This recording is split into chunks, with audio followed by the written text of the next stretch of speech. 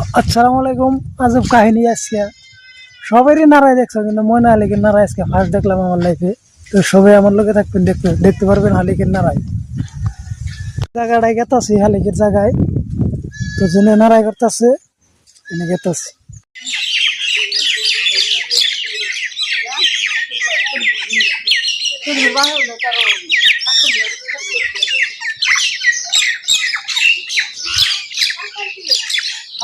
টাকা নালে তোর শাশুড় দি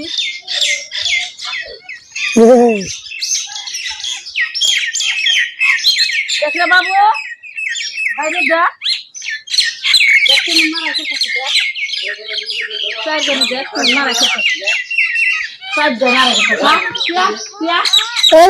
নারায় গেছো দিন, নারায় গেল। মারা খেতে চারজন